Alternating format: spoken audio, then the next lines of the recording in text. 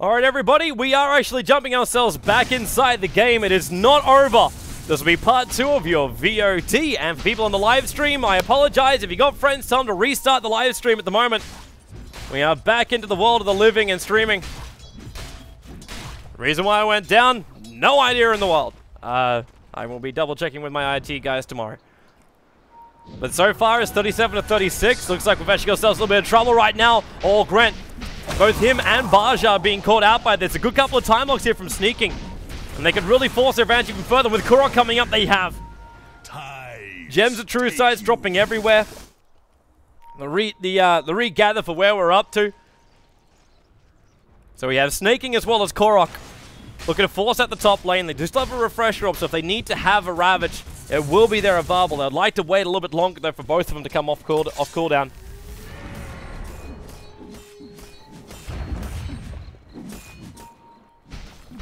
The pressure is going to be applied up towards that top tier 3 tower. Looks like Fog, 4DR. Well, he's on the run out of here at the moment. It's on that bottom lane where we got Ragnarok just solo defending. His macro pyre, it may even be worthwhile just triggering right now. Because Snaking's adding in so much pressure up on the top lane, and he doesn't even need it. With Liquid Fire and Dual Breath, they got enough to get rid of this creep wave, especially when Excalibur comes in to help out. And he has his full refresher orb up as well now. So 52 minutes in. And Snaking triggers BKB. He goes directly on Ned. There's nothing Ned can do about this. Maybe he can. If Snaking or his BKB wore off.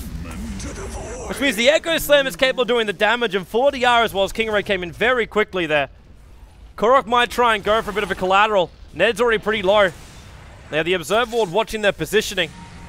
At the same time, Korok, like you'd love to have just a solo crack. Fog with an Ice Blast, 1 second away. He'll have to use a Ravage if he wants to kill there.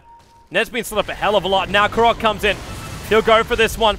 Ravage still being held. The Ice Blast going to connect over on King Red Excalibur. Okay, committal is high. Turns on the double ultimate. And they found another one. The Ice Path. Right now to get his BKB off.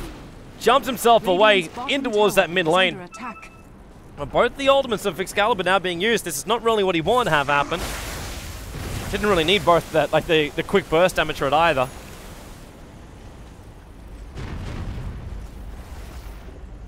I'm just happy this picnic is over.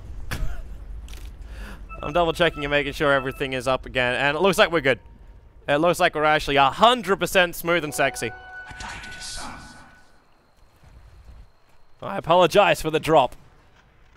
No idea why it happened. Another Ice Blast coming towards his mid lane. It's so difficult to come and push out while this keeps happening. Your lanes are being controlled by an Ancient Apparition on the other side of the map. He's also got 2.6k gold of his own. So a large amount of money there. Excalibur now with 1,400. Farming and holding up the top lane. Obviously not as great as far as money goes. Just because they're not worth as much. Ragnarok now with BTs. So we can keep defending the base. And then just BT him when his team requires him.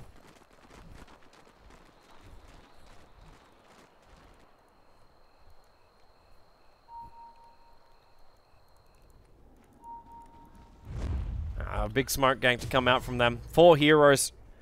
Familiars in tow.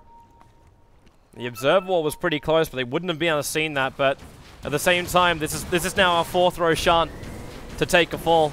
55 minutes into the game, the Ice Blast, it's right on the mark too. So 4DR and Baja both getting connected on this one, but they probably won't get there in time. Ragnarok though, Ice Path, he gets it in. 4DR, the BKB will protect him. You've got, well, Jakiro going in a long way. He might want to Yule Scepter himself up. The first Ravage has already been used. Korok, he actually picked up the cheese now, and they got the Chrono. 4DR and Baja. He could just finish up the... he doesn't even need to. The Macro Pyre is burning them all up. Familiars are staying their ground up on the high ground, but they're not doing anything. They have no... There's one of them actually had to drop. One of them is a stun, but the Echo Slam in from Ned. Ragnarok will go down. Korok, he's still got Refresher for Ravage, but he's not going to use it. He's holding on for this cheese as long as he possibly can. But with 3 heroes going down, 4 heroes going down, almost the 5th. The Bat Rider able to blink himself away to safety. Pain Gaming may have taken Roshan, but they did not take the team fight. That heavily goes the way of Na'Vi US, even though the Golden Experience won't show it. What they got just then was a potential, like an opening to go in for a Rax. And they're going to be pushing as hard as they possibly can. Jakira's already looking for the opening on Bat Rider. He could force stuff to Yule Scepter for that one, gets the Ice Path to start with. Dual Breast is pushing the creep wave. Now his Yule Scepter will go. It's buying time for them to move over. Korok, remember, he's still got this cheese, so he's quite happy to blow all of his stuff. And there's your refresher off. He's waiting for a buyback, but nothing ever came. So just beat down the tier 3 tower. The mid lane's already pushed in. That's why this is working. Now, the rest of the creep wave will arrive with the plasma field as well. Anchor smash, the creep wave's gone. And looks like Excalibur's just going in for the GG. I'm not sure about this. You don't really have that much time you can take out the tier 4 towers. You do obviously have a Ravage, and he's searching for it, and he found Grant. Bat Rider with a Rod of Atos slowing him down. He'll lasso, but snaking right behind him. The quick damage in. Korok, though, still with Ravage. The BKB's been triggered with the Chrono. Catches all 4 heroes of Pain, including the brought back Drow Ranger inside the base. The Ice Blast going to try and connect on them as well on the way out. No one actually being affected, apart from... No, not even a chill effect. But the melee rack to the bottom rack's gone down the bottom lane. So the only thing Na'Vi US have to do now is just force out the top lane. That is their only objective. So they can go for victory here.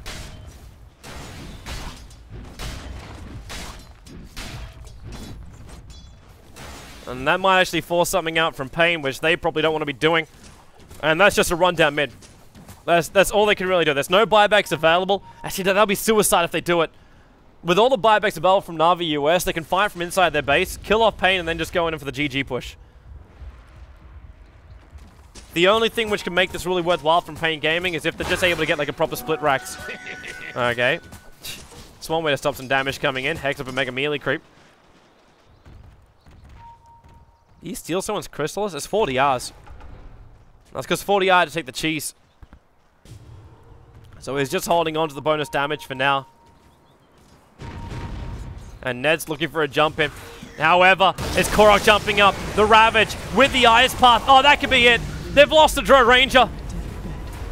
They can't have a 4v5 engagement here, Pain Gaming. They'll just lose it too heavily. And they've lost Barsha.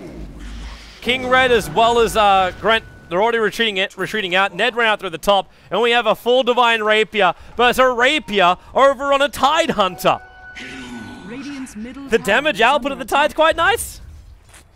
Ragnarok back on the defense duties. Remember, he's the man that can defend against this kind of stuff. Those familiars can't do anything because they don't have the Drow Ranger buff up either. But Korok with smoke just running in, snaking.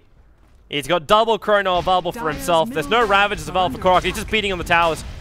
They need a creep wave. This backdoor regeneration that's protecting it. But when they group up together, they can do the work. The Assault Cuirass now freshly finished over on Razor. And the Ice Blast's going to try and keep as many of these heroes inside the base as possible. A quick blink, but he's still affected by the chill. And this is it. Drow Ranger's not going to come up in time. The creep wave's already into now. There's no more backdoor regeneration.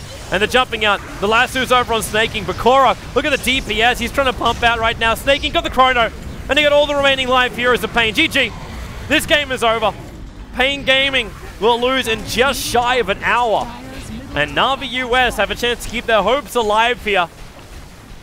They'll be coming back for Game 3, the deciding matchup. Na'Vi US versus Pain Gaming. Stay tuned.